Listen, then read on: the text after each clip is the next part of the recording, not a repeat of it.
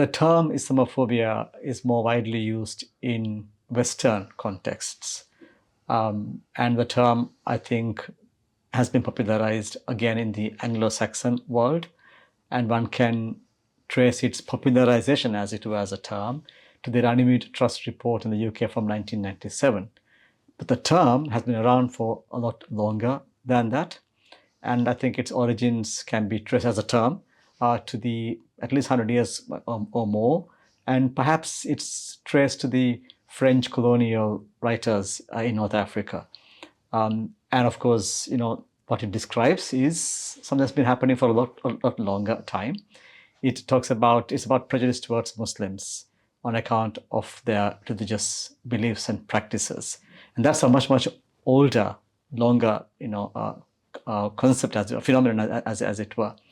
But today, I think beyond the Anglo-Saxon world, this term has now, I think, taken up, in part because Muslims are global in terms of where they live, and we live in a very globalized world, and the term has become more widely recognized as prejudiced against Muslims, and therefore it's taken in that context.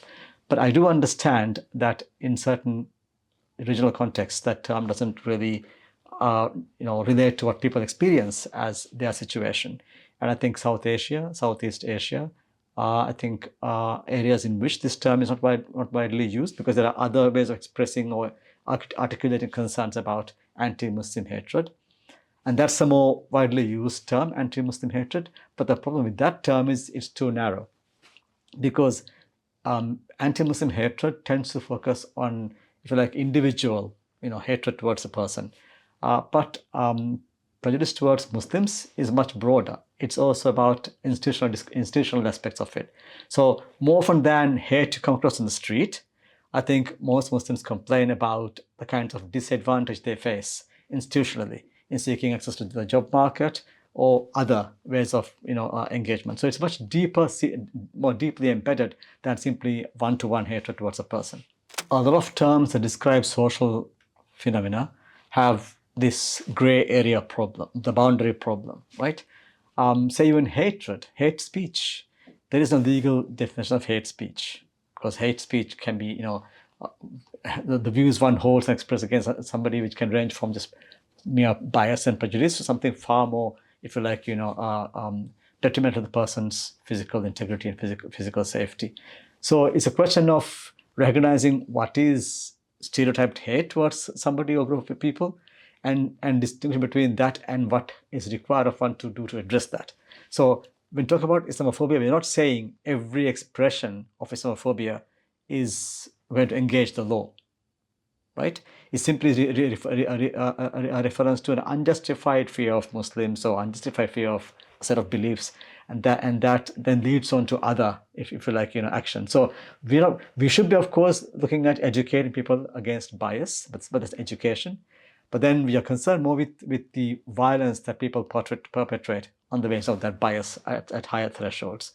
So it's recognizing that, yes, not everything people see as Islamophobia is about a legal matter, but this can lead to high thresholds to really bad outcomes, including, of course, genocide, certainly mass atrocities. So that is the idea here. People get a bit focused on the etymology of the word Islamophobia.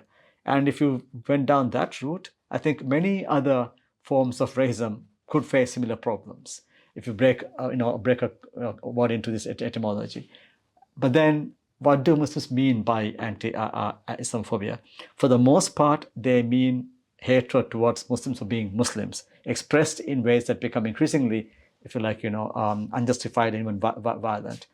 But yes, there is genuine concern that you could make it so wide that you could, of course, invoke it as a way to censor people. Again, we see other forms of hatred having the same problem as well.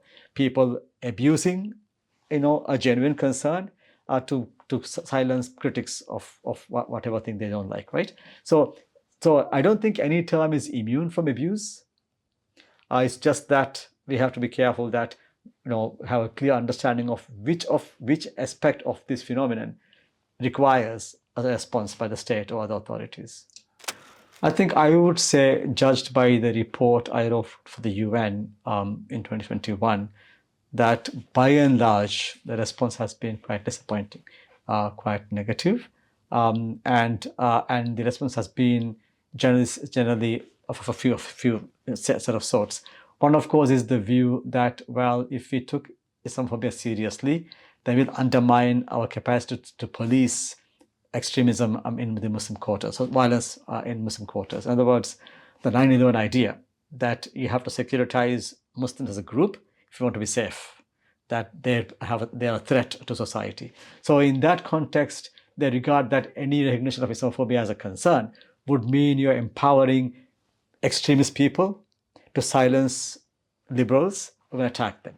That has been the general concern. So it's seen as not having a legitimate basis in human rights law, or not having being motivated by a genuine concern. It's seen as something that's a trick being played by extremists to take over liberal values.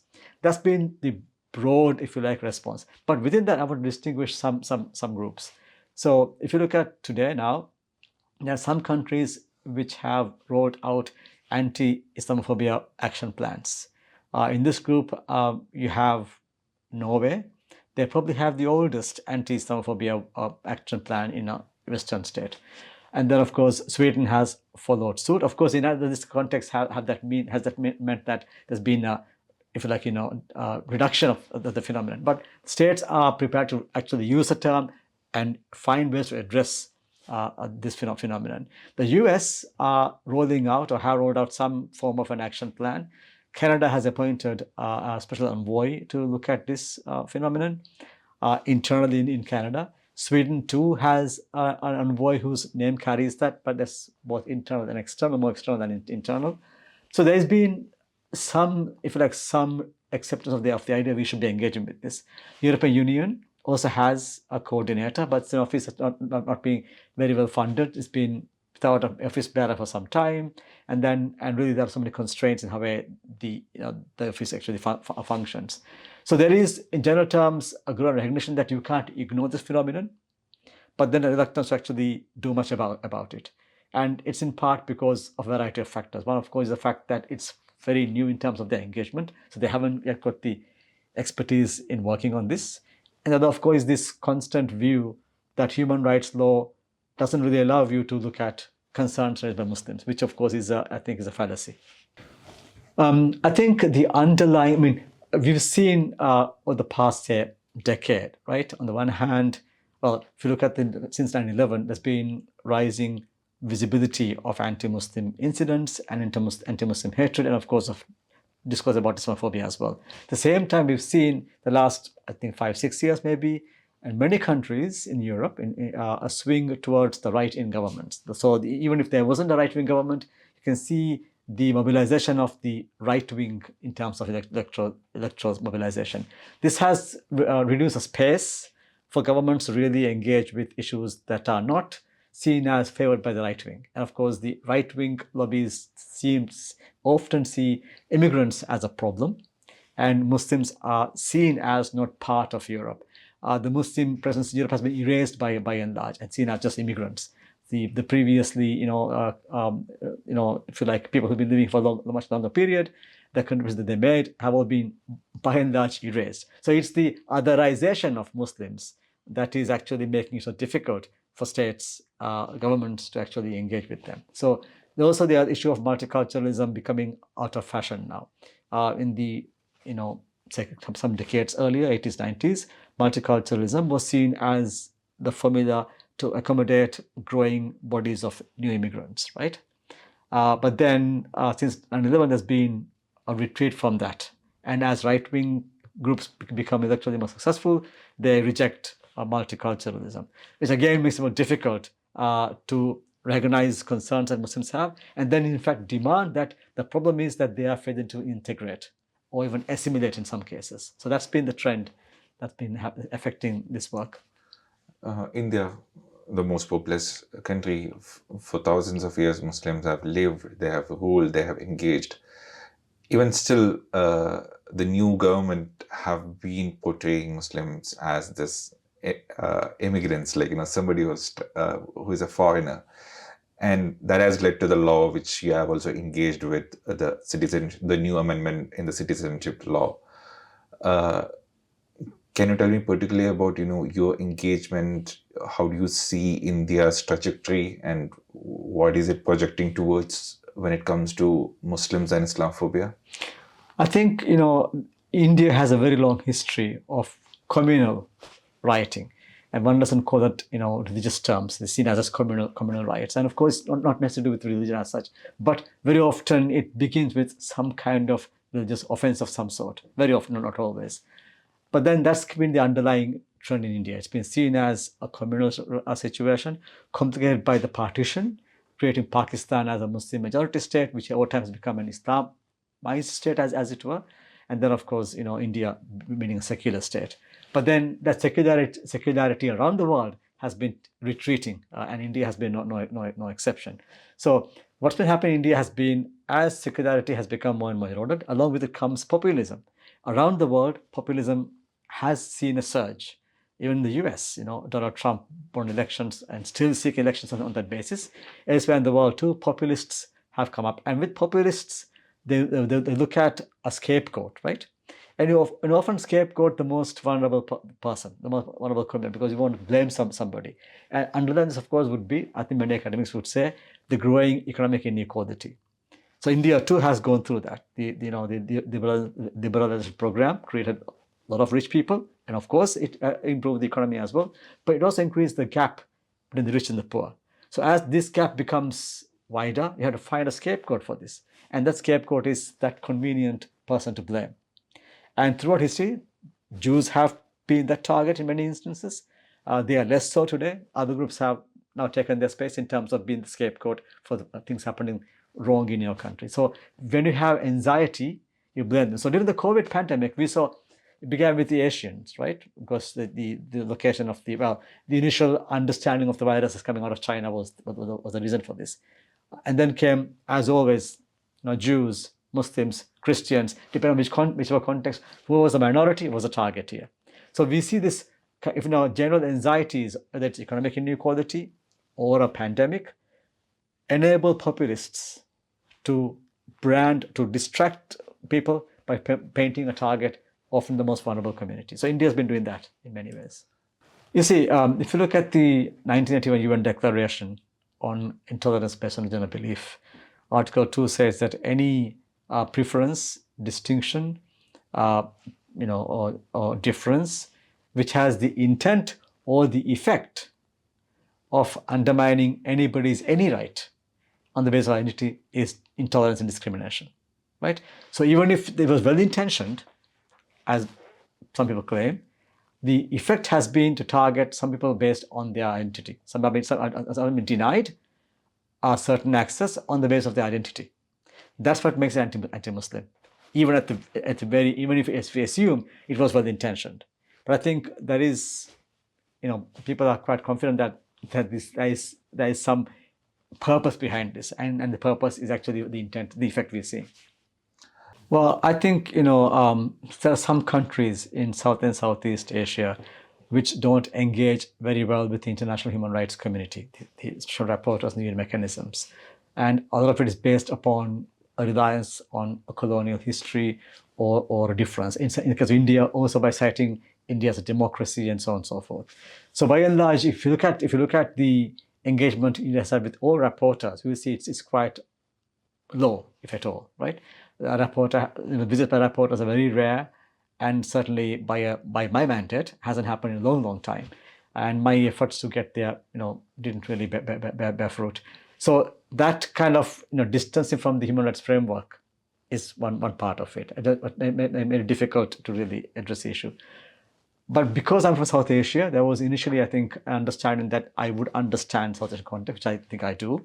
But then as my work picked up more on intensifying discrimination against all communities, Christians, Muslims, and others, then of course it became colder and until it became a bit, I think, hostile as well in terms of the exchanges in the responses in the UN debates. And that was in part to do with the attitudes in India towards people commenting on India's decline from secularity towards something more religiously, I think, more motivated. And the concerns all of us who the human rights community shared was that, as a country goes downhill in terms of hatred towards any community, it goes through certain phases.